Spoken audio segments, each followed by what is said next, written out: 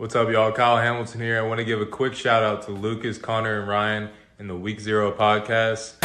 Jackson rolling out, 3rd and 7 after the penalty, and it's a completion to Kuma. He's still running. Kuma breaks free against a tire defense as the Hokies deliver the dagger here in Tallahassee. Empty look for Richardson. Oh, that is danger! Oh my! Keidron Smith cuts inside, and he's gonna pick-six it in the swamp. Cat scratch fever Smith. DJ is picked off, intercepted again by Benjamin Morrison. Here goes Morrison down the sideline. Can he go? Yes, he can. Touchdown, pick six, Benjamin Morrison. Nix drops back underneath. Touchdown, Ducks. Wow. Chase Porter.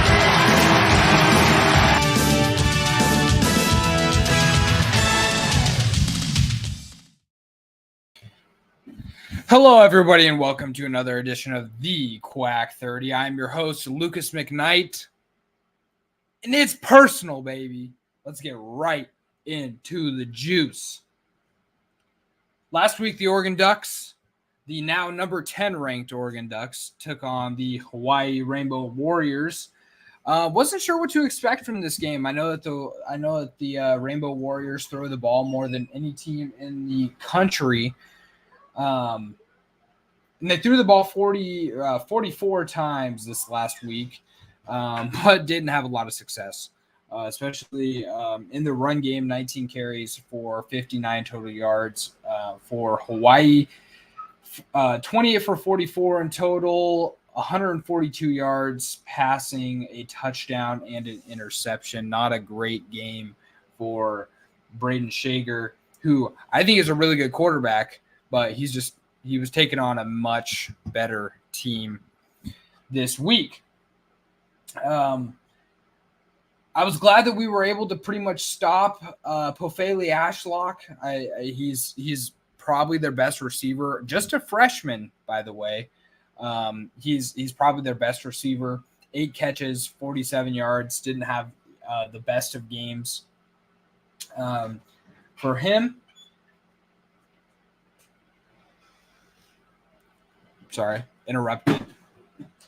Bo Nix had a really good game again, had a very quiet, proficient day, 21 for 27, 247 yards, 3 touchdowns through the air. Again, I'm being interrupted for whatever reason on live stream. Ty Thompson, 4 for 6, 85 yards and a touchdown. And Austin Novosad did have one completion for just a yard. Did well on the ground, though, 30 carries for 227 total yards and 3 touchdowns on the ground for the day. Jordan James is slowly becoming one of my favorite Ducks. This guy, he runs super hard. He's not the fastest guy in the world, but he can bust off big ones. 7 carries, 61 yards, 2 touchdowns. He's a touchdown machine. May have to pick him up in my fantasy league because he is a touchdown machine. Not much more to say about the 55-10 victory for the Ducks. This is going to be probably a shorter show. I say this every show, I swear. But it's probably going to be a shorter show this time around because, one, everybody wants to interrupt me, including my dogs. Hey, dogs, knock it off. See these little crazy mutts.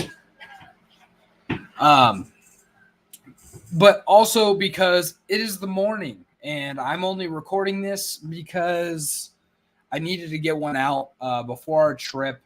In about less than 2 hours, I'll be at the airport, ready to fly out to Louisville, Kentucky, to meet up with our good friends at the Week Zero podcast, Josh and Connor. So let's move right into the part that everybody even cares about. Nobody cares about the Hawaii win. I mean, it was great, whatever. Well, let's get to the part that everybody cares about. I think it's going to end up being the most viewed game in college football history, in my opinion. I think we might hit upwards of 15 to 20 million viewers in this game. It's going to be an absolute electric environment at Autzen Stadium. I absolutely can't wait as the number 19 Buffaloes take on the number 10 Oregon Ducks. Let's look at the Buffs last game. I said it on our show. I said, hey, this may be one of those games. Some Colorado Buffalo fans were worried. I said it. I told the guys, I said, some of these Colorado Buffalo fans are worried a little bit. This may be one of those rivalry games that goes back and forth and becomes a really good game at the end. The guys laughed at me. They were like, nah, there's no way. There's no way. Well, look what happened. A 43-35 overtime victory for the Colorado Buffaloes. Probably a game they probably shouldn't have won, in my opinion. Colorado State had it to the very end, but it just slipped out of their grasp at the very, very last moment. We take a look. Shedeur Sanders had another phenomenal game, 38 for 47, 348 yards, 4 touchdowns. Did have the interception very early in the game trying to take a shot. But those things are going to happen sometimes. Xavier Weaver is legit, 9 catches, 98 yards, and a touchdown. He is going to be a chore for the Oregon defensive backs this next game. Jimmy Horn Jr. is also an absolute stud. Michael Harrison came on this last game. I don't think he did too much in the Colorado or the Nebraska or TCU game. I could be wrong on that, but the big thing about this to me is there was a lot of passing yards against this defense. 397 yards, 4 touchdowns. Did throw the 3 interceptions by Braden Fowler and Nicolosi.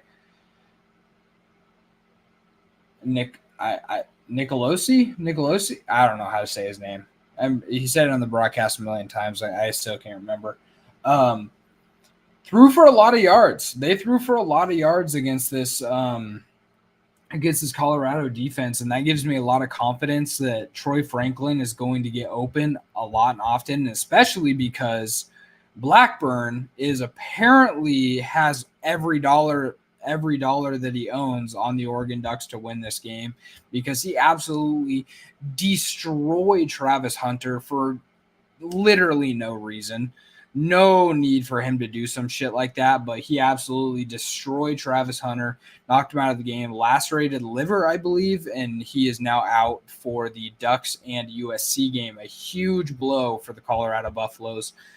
And we're going to end up hearing all of this bullshit of, if Oregon beats them, if USC beats them, it's because Travis Hunter's out. I don't want to hear none of that shit, okay? All these Colorado Buffalo fans need to shut their fucking mouths and just take these L's. I'm sorry for getting aggressive. I'm sorry for getting a little aggressive there. Twitter has me unchained at the moment.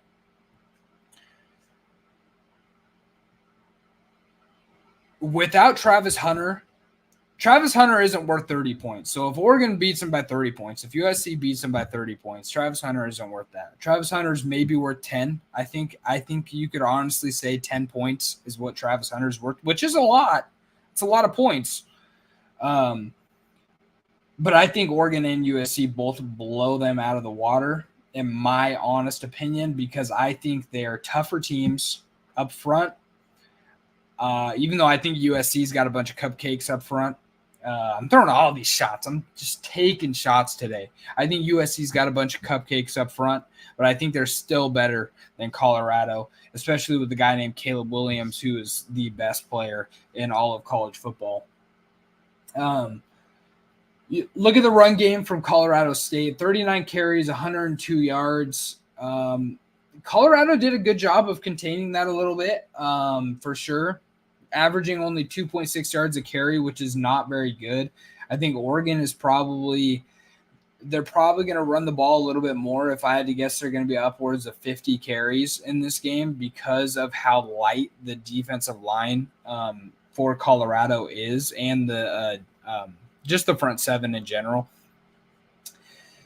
So I think we're in the upwards of 50 carries maybe, and then I could honestly see this being one of those 400-yard rushing days. Oregon's had plenty of them in their history 400-yard rushing days, and I think this is going to be one of them. I don't think Bo Nix has to do too much to win this game. I will tell you one thing. Colorado, if they want to win this game, they have to find a run game that doesn't exist for this team. 25 carries, just 70 yards. Dylan Edwards had 10 carries for 57 yards. They have to get Dylan Edwards more involved. He had 10 carries, but he had 6 catches on the other side. They have to get him more involved because I think he's one of the fastest players in the conference, if not the fastest player in the conference that is currently starting and playing. Roger Pleasant, Zachariah Branch, maybe right up there. But I think Dylan Edwards is an absolute stud, and he needs to get the ball more often. Then we look at Shedeur Sanders. He is an absolute stud. I'm worried about him. I am. I think I've seen this in the past. I've seen Oregon get picked apart by a good quarterback in the past, especially our defensive backs have struggled. But I think our D-line is much better than their O-line, and I think our D-line is going to be on Shedeur early and often in this game. I think Brandon Dorlus, I don't think Jordan Burch is even going to be touched. Mateo Uyunglele, I think he's going to be in there early and often as well. These guys, sidebar, Mateo Uyunglele is going to be a first-round pick. He's going to be a first-round pick, maybe even the number 1 pick in the NFL drafts when he goes out. I 100% guarantee it. Okay, moving forward. The thing that worries me the most about Shedeur Sanders is that he scrambles to throw, not scrambles to run. So he's a Russell Wilson type guy where he's going to run around in the backfield. He's going to do these things, these crazy things. A lot like Caleb Williams, going to do these crazy things and try to find broken plays open, which worries me a little bit because I think Oregon has the talent out there, but broken plays are tough to cover. It's tough to cover for that long as a corner. Looking at the Colorado defense, Shiloh Sanders had a pick 6. I don't see that happening. My thing is I just think they're small. I just think they're too small. We got a guy like, Trayshawn Holden. He's a tall, big guy out there. Gary Bryant Jr., he's a strong dude. Troy Franklin is tall, lanky. We have some of the biggest tight ends, if not probably, in my opinion, the best group of tight ends in the Pac-12. In Patrick Herbert, Terrence Ferguson, and blanking on his name. He's a freshman. Sadiq. I can't remember his first name. But those 3 guys, they're much bigger than anybody Colorado has on their defense. I think Patrick Herbert might be bigger than any of their D linemen that they have on their defense. So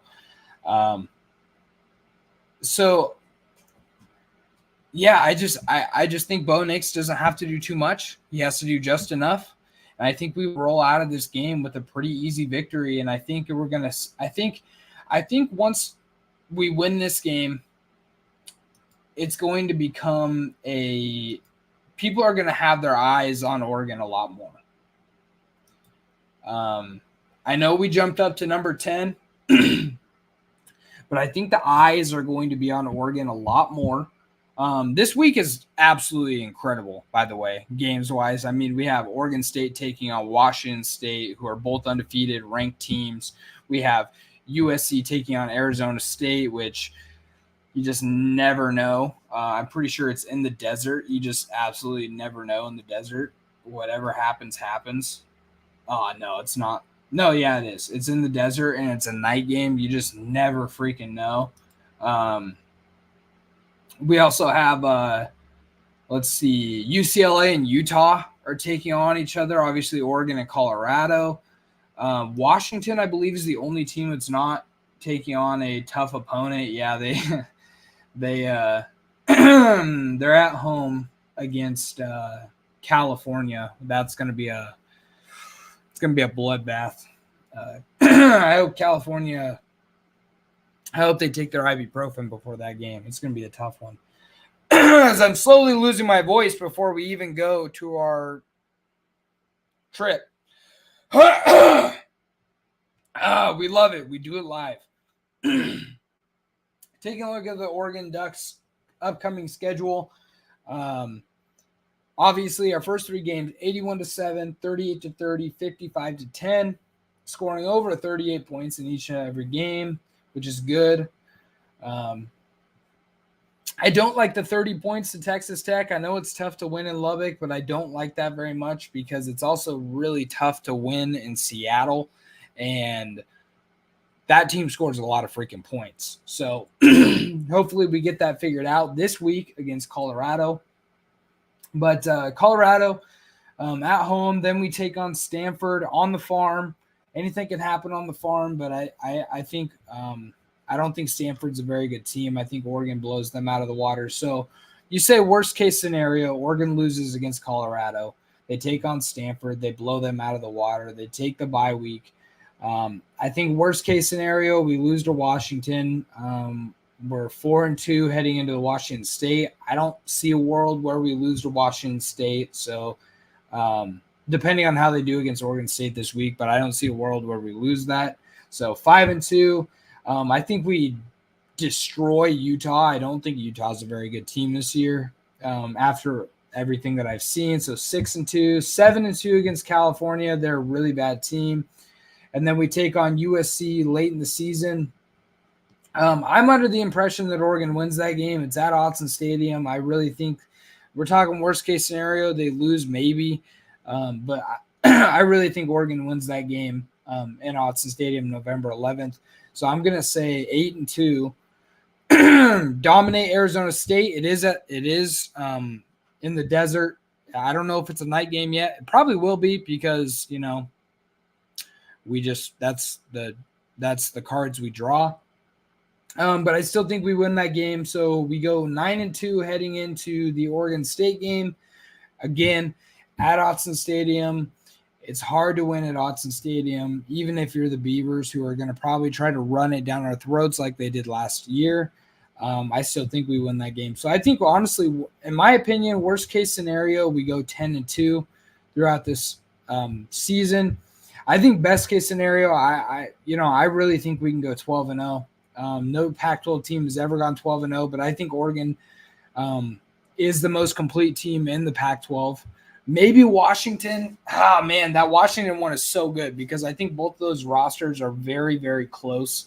I think Washington's defense, their run defense lacks a lot, and I think that's where Oregon can expose. But also our pass defense kind of lacks a lot, so that's where Washington can expose us. It's just going to be such a good game. We'll probably lose one. I'm being very optimistic, saying that we go 12-0. We'll probably lose one to either Washington or USC or Oregon State. God, if we go undefeated until Oregon State and lose to those fuckers, I swear to God, I'm gonna be upset. Especially at Autzen. But yeah, super exciting. I'm gonna end it there at 20 minutes.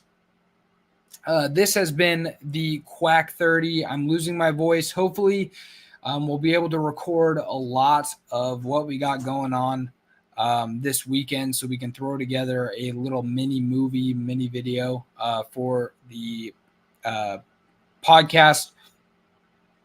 I'm your host, Lucas McKnight, and next time I see you guys, we are going to be all together in South Bend, Indiana, partying it up, having a great time. So with that being said, I will see you all later.